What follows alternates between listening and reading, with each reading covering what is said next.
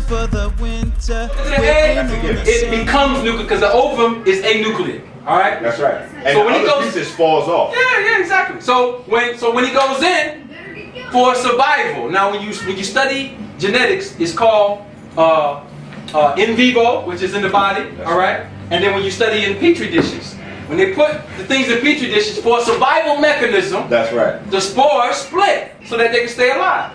The body of the white woman or the white man is the same way. They're in rudimentary survival mode. So when that sperm gets in there and is trying to mimic the ability to produce life, there's a term for it. I want to give this term, but I'm not going to give it up. Anyway, you get this mitosis that goes on in the sperm where the 23 goes to 46. Now, how did he get to 23? I'm not going to give you that. Yeah, I'm going to wait till the lectures to give you that. Because we're going to go in so hard. Listen, the genetic attack upon the black man now, this is why the black man is the most feared, subconsciously and now consciously that they got the information, is because he holds the real seed of the universe. Listen, the black seed, the seeds that we chasing for agriculture, he holds that seed, so he's dangerous. And he gives that, he's giving that seed. Wait, listen. Yo, get that seed is so powerful that even when white folks get pregnant by white folks, right, melanin starts to creep up all in through the pregnancy if that baby is to survive. Yeah, it has to. They get a dark line. Come on, right there. The face gets dark.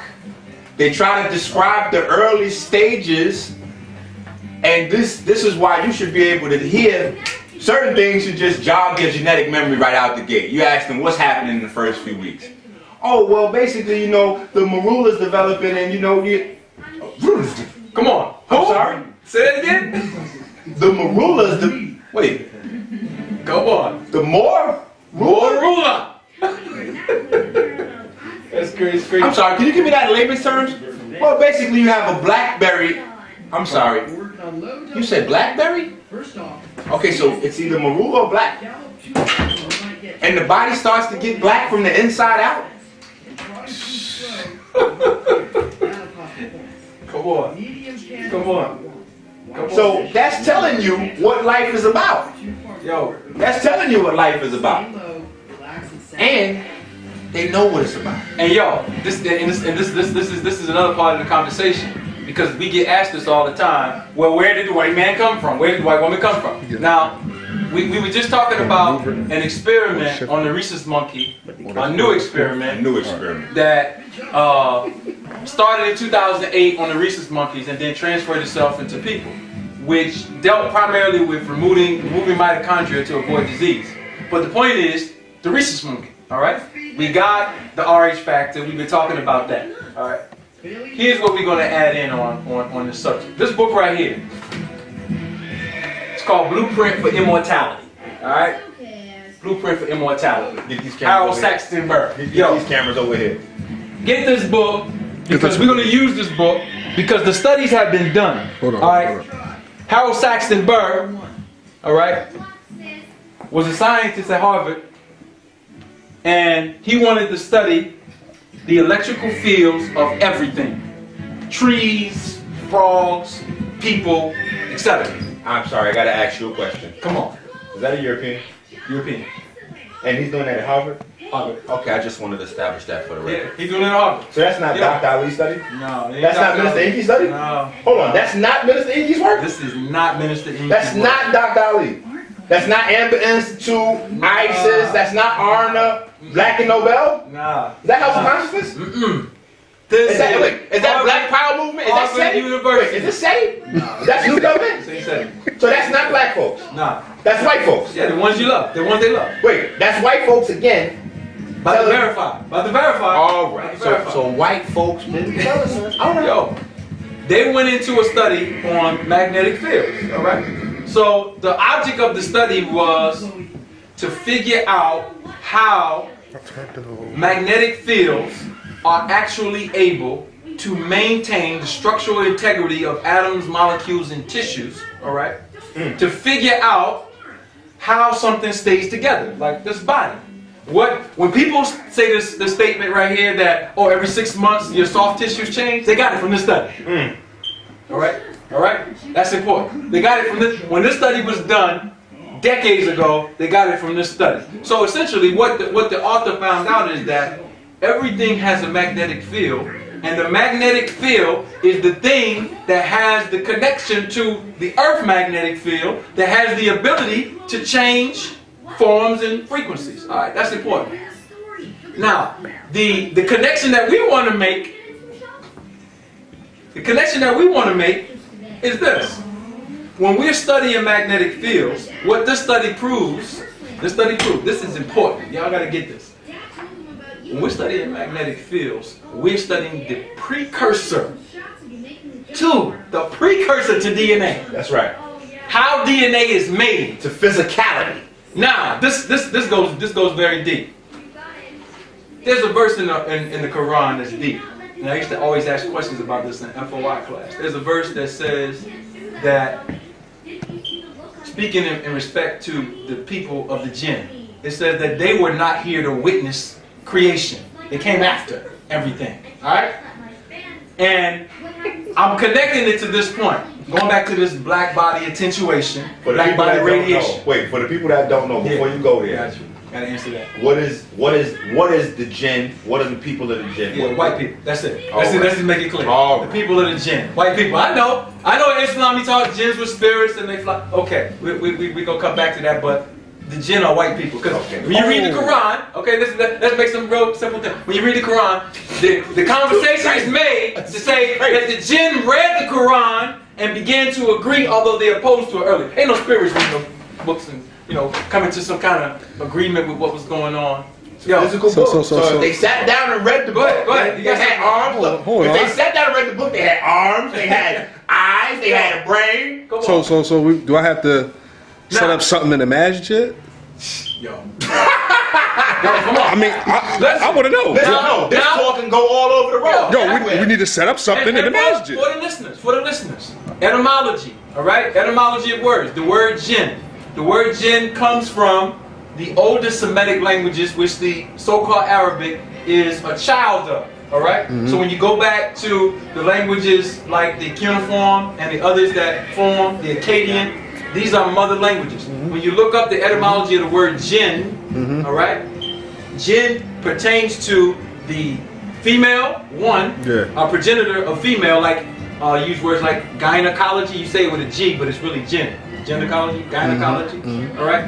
These terms come back from the ancient Semitic words. When you go back to Sumeria, you find out who the jinn were, all right? The jinn were a pale race of people. And so you had the Sa'didi, the blackheads, all right? And Sumeria, for those who understand, is Arabia. Alright, so we just talking geography. In ancient Arabia, the jinn and the cuneiform and the Akkadian were the pale races who were the slaves. Alright? And then you had the term Arab come up later. Well, it's still there. So it's still there. They call themselves Slavs now. Yeah, they call them Slavs. There you go. Slav slaves. Yeah, same thing right there. Yeah, you ain't lying. But the Quran talks about this point. So here's the point I want to make to our people. When our people are studying these sciences and listening to us and understanding who they are as a people, and we're talking about this black dot and this melanin and these other things, we're getting into the causal relationship of the problem. The cause and effect. All right? You got a cause, you got an effect. If black people decide on this planet that they want to rule, that's a causational thought. That's a magnetic field. If they have the constituent natural law principles to guide them on that rule, there's nothing that can stop them. That's important. Why? Because they themselves, as a concretized entity, in this magnetic field that we're in, we're holding this together like glue. So when we're out of order, the whole world is out of order. It don't matter. If we get back in order, the whole world is in order. So as spiritual beings, we need to understand our real spiritual power. But my point is this, going back to the point that he brought up, because this study is important. When we study this book and all of this, because they did studies on tracking disease and putting voltmeters to you and saying, okay, if the voltmeter charge is showing a breakage at a certain point, we can predict, and I'm going to read word for word in the study, we can predict that although the ovarian cancer hasn't manifested in the ovaries, it's about to. It's coming. So this is tracking magnetic lines of force and saying, you got a hole in your aura, it hasn't manifested in the body yet, but it's about to. All right, that's what kind of healing he's talking about in the book. But I'm saying that to say, if the magnetic field is your thought process, all right, then if we want to come to, because people ask questions, where did the rhesus monkey come from? Where did the candida come from? We made it. All right? This is degenerative forms of self. That's what we're dealing with. That's why I try to explain. The hybrid technology started with us. Yeah. Come on. Come on. That's important. We used hybrid technology not just for bad. It's just not everything hybrid fits into that same bag. Right. Right. That was how we, acting and living in accordance with nature. We didn't deal with little chemical, we didn't put white powders and things like that together. Right. When we saw that something needed to go with something else to heal the body, increase the body, improve the body, we did that in accordance with nature, in the soil, in the plant kingdom. Right. So everything, and like anybody else that's experimenting, every so often you gotta break a few eggs to make an omelet. Yeah. So we made a few mistakes along the way. Yeah, we had some dysfunctional scientists, yakuts, many of them. All right, so look, check me out. So wait, now those dysfunctional experiments is running around. Yo, they're running around. Now check this out. This is how we got taught in the upper chambers of the NOI, because everybody don't get this. All right. When we're dealing with the deformation of people, and we're saying we're not all one, we come into these points and where these people come from. The rhesus monkey, all right, was a product of an earth cataclysm. These were people who got messed up. They got jacked up. And when you study the monkeys or the anatomy and physiology, I give it to you like this, because I'm going to bring this to the lecture too. When Louis Leakey and his wife went into Kenya and found those first set of hominids,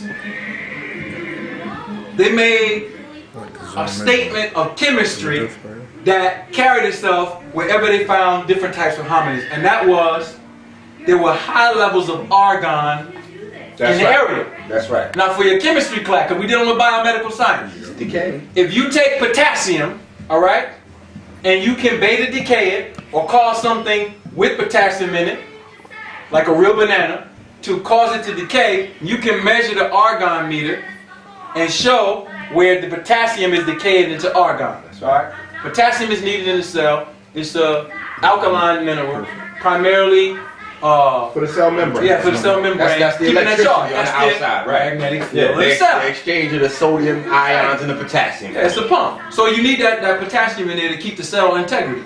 If you lose large amounts of your potassium, it's over. All right, you can change the cell structure, and it goes in through its cellular death, or it could devolve down to what we see as these spores. All right. I mean, do you mean white blood cells? Yeah, white blood cells. Yeah, white blood cells are on their way out. That's the red blood cell on its way out. In fact, wait a minute. It's been proven over and over and over again to the point where it's just basic science. Yeah. That white blood cells have a positive charge. Come on. A positive charge.